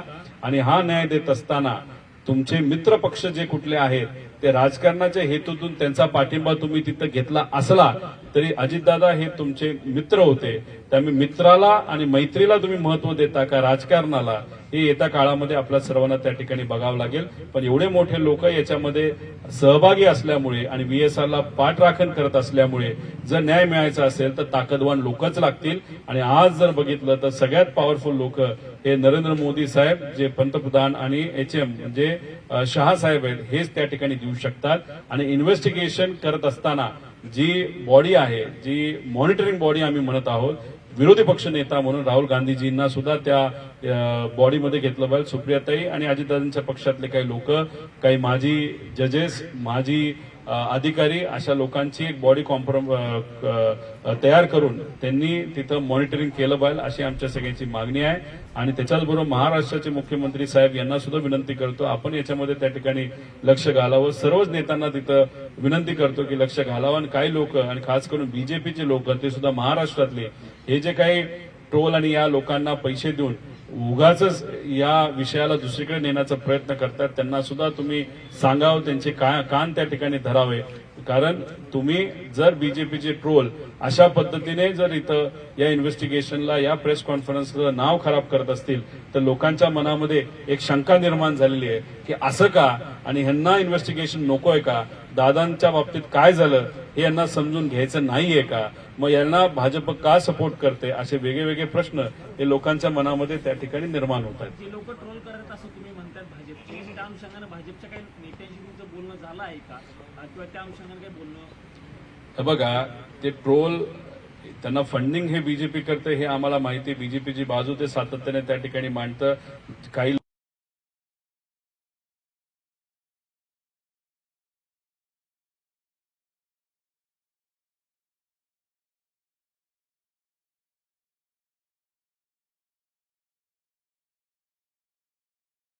जेलमध्ये जाऊन सुद्धा तिथं आलेली आहेत. काही ऍक्टरला पण त्यांनी त्या ठिकाणी ब्लॅकमेल केलेलं आहे. रोहित शेट्टीला पण त्यांनी ब्लॅकमेल केलेलं असं आम्हाला त्या ठिकाणी कळतं. त्याच्याचबरोबर असून अशा काही तिथं फिल्म इंडस्ट्रीमध्ये प्रोड्युसर आहेत त्यांना तिथं ब्लॅकमेल केलेलं आहे. बरंच काय आहे त्यांच्यावर काही एका TV माध्यमांनी सुद्धा केसेस केलेल्या आहेत. असे 10 पैशावाले ट्रोलला पैसे देऊन जर बीजेपी तिथं मदत करत असेल तर आम्ही या मीडियाच्या माध्यमातून सांगितलेलं आहे, पण आम्ही काय जाऊन कुठल्या नेत्याचे पाय धरणार नाही असेल थर्ड क्लास 10 पैशाच्या लोकांसाठी. त्यांना जर काय करायचं असेल तर करा, पण त्यांनी जर केलं नाही, त्यांनी असंच कंटिन्यू राहिलं तर मग कुठंतरी बीजेपी पण या कॉन्स्पिरसीमध्ये इन्व्हॉल्ड आहे का, असाही प्रश्न त्या ठिकाणी निर्माण होऊ शकतो. सीबीआय चौकशीची मागणी अजित पवार यांच्या पक्षाकडून केली गेली आहे. उपमुख्यमंत्री सुनेत्रा पवारांनी तसं पत्रही दिलेलं आहे आणि मागणी केलेली आहे. नाही, मागणी सीबीआयची केली ती चांगली गोष्ट आहे. थोडंसं असं वाटतं की त्याला उशीर झालाय, पण खरं तर महाराष्ट्र राज्याने जेव्हा एकनाथ शिंदे साहेब मुख्यमंत्री होते तेव्हाच सीबीआयला आपल्याला कुठं परमिशन त्या ठिकाणी द्यावी लागते असं ठेवलेलं नाही. सीबीआय डायरेक्ट इन्व्हॉल्व्ह होऊ शकते. त्यामुळे मुख्यमंत्री साहेब तर लक्ष देऊन आहेत, सीआयडीला त्यांनी त्या ठिकाणी लावलेलं आहेच. पण तसं बघितलं तर केंद्रात अमित शहा साहेबांना आधी सांगितलं असतं तर लगेच सीबीआय सुद्धा इन्व्हॉल्व्ह झाली असती. पण ठीक आहे, काय हरकत नाही, प्रयत्न करणं हे महत्त्वाचं असतं.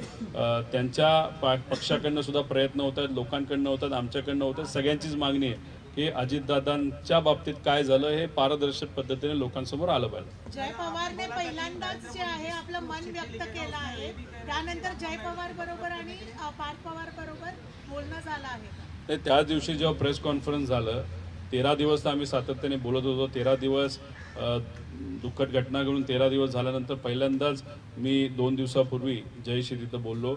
जयच्या पण भावना आहेत की काय खरं झालं हे कुठेतरी समोर आलं पाहिजे. पार्थही काही एका विषयासाठी आणि या इन्व्हेस्टिगेशनसाठी सुद्धा त्याचा त्या ठिकाणी फोन आला होता. सगळ्यांचीच इच्छा आहे की अजितदादांच्या बाबतीत काय झालं पाहिजे, कसं पाहिलं पाहिजे. पण आम्ही आमच्या लेवलवर पद नसताना, ताकद नसताना आम्ही लोकसुद्धा तिथं मांडतायत बरेच आहेत, पण जे सत्तेत आहेत त्यांनी जरा अजून जास्त ताकद लावणं महत्त्वाचं आहे. आणि सगळ्यात महत्त्वाचं गोष्ट याच्यात खोलात गेल्यानंतर बरेच लोक या VSR कंपनीच्या पाठीमागं भक्कमपणे उभे राहिलेले आपल्याला दिसत आहेत. म्हणून शेवटी कोणावर तरी अजून ताकदवान व्यक्तीवर आपल्याला अवलंबून राहावं लागेल. ते आज ताकदवान कोण आहेत तर जे पंतप्रधान साहेब हे देशाचे, होम मिनिस्टर देशाचे आणि विरोधी पक्षाचे नेते म्हणजे राहुल गांधीजी या तिघांवर हे इन्व्हेस्टिगेशनच्या पुढचे दिशा ही अवलंबून आहे असं आपल्याला वाटतं. आज ही अभी मैं सिग्नेचर करूंगा और ट्वीट भी करूंगा. आहेत पंतप्रधान मोदींसोबत मागच्या अधिवेशनात त्यांच्या भेटी झाल्या आहेत. अरविंद सावंत यांनी हा मुद्दा पुढच्या अधिवेशनात घेण्याचं म्हटलंय, तर तुमच्यासोबत सुप्रियाताईंची सही असणार आहे का पत्र? नाही, आता मी इथं पत्र ते लिहून तिथं ईमेल करणार आहे. पण सुप्रियाताईंची आम्ही बोलणं झालंय. सुप्रियाताईंचं ताईंचं असं मत आहे की अधिवेशनामध्ये आम्ही सगळ्यांनी आता ठरवलेलं आहे की येणारं जे सेकंड पार्ट आहे, पार्ट 2 अधिवेशनाचा, त्या अधिवेशनामध्ये सुप्रियाताईच या इन्व्हेस्टिगेशनच्या मागणीचं लीड त्या ठिकाणी करणार आहेत. आणि सुप्रियाताईंच्या मार्गदर्शनाखालीच आम्ही दिल्लीमध्ये या ठिकाणी या विषयासाठी तिथे लढणार आहोत. पक्षाचं विलिनीकरण झाल्याच्या नंतर छगन भुजबळ हे राज्यसभेवरती जाणार होते असं अमोल कोल्हे म्हणाले आहेत. ते म्हणाले की अजितदादांनी पक्षाच्या बैठकीमध्ये असं आम्हाला एकदा सांगितलं होतं, म्हणजे विलिनीकरणाची जी बैठक झाली होती तुम्ही त्या बैठकीला अनेक वेळा होते, तुमच्यासमोर असा काय विषय झाला होता? एक तुम्ही समजून घ्या की 100 वेळा जर अजितदादांची बैठक त्या ठिकाणी झाली असेल तर 60 ते 70 वेळा डॉक्टर अमोल कोल्हे हे त्या बैठकीमध्ये होते. कारण का दादांची इच्छा आणि आमच्या सगळ्यांची इच्छा होती की जेव्हा हे दोन्ही पक्ष एकत्रित येतील तेव्हा प्रदेश अध्यक्ष डॉक्टर अमोल कोल्हेच त्या ठिकाणी झाले पाहिजे. आता याच्यामध्ये काही बैठकीत मी होतो, काही बैठकीत मी नव्हतो, पण डॉक्टर अमोल कोल्हे जे बोलतात ते खरं बोलतायत एवढं मात्र या ठिकाणी मी आपल्याला सांगतो. थँक्यू.